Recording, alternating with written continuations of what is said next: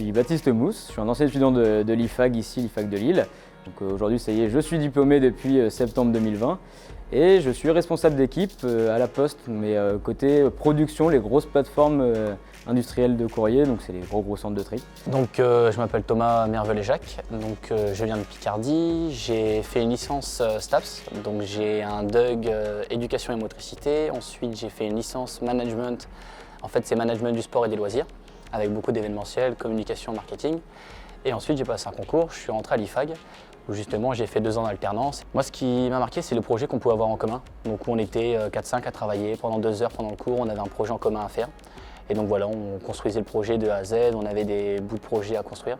Puis derrière on faisait une présentation, donc ça permettait de travailler l'oral, travailler la conduite de projet et voilà, instaurer un système de management au sein d'une équipe où on est tous formés justement à manager par la suite. Alors c'est une expérience très professionnalisante, donc justement on peut avoir accès, on échange avec des professionnels du métier, que ce soit au niveau de la comptabilité, de la gestion, du management.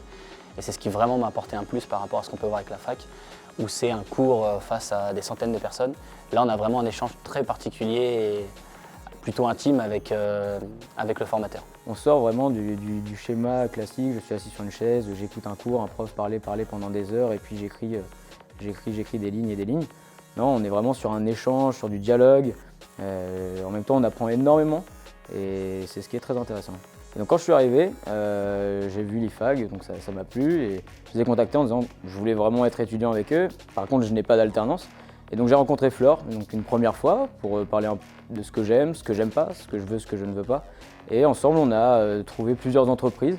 Donc évidemment, il y a une partie de recherche à faire soi-même. Je ne dis pas que l'école nous donne tout de suite l'entreprise dans les mains, mais en tout cas, ils nous accompagnent vraiment, que ce soit sur la façon de faire notre CV, notre lettre de motivation, comment effectuer nos recherches.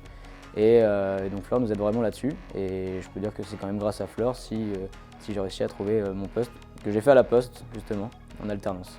Alors de la part de l'IFAG, j'ai eu pas mal d'aide pour trouver mes 2 alternances. Ma première, pareil, on m'a aidé, où il y avait des entretiens directement, des speed recrutement au sein de l'école. Et ma seconde, pareil, j'ai pu rencontrer le DRH d'un Auchan au sein de l'école. Et suite à ça, j'ai eu le poste en fait, donc oui, ça a énormément aidé. Alors le premier conseil que j'aurais justement pour les personnes qui veulent s'inscrire à l'IFAG, c'est voilà, bien écouter les conseils du service pédagogique. Donc justement, il y a un accompagnement.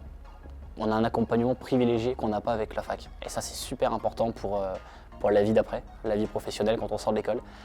Le choc peut être assez rude de sortir de l'école et voilà, arriver dans le grand bain. Donc justement, il faut avoir de bonnes relations avec le service encadrant et ils seront toujours là pour nous aider. Donc ça, c'est vraiment particulier à l'IFAG, en tout cas de mon point de vue.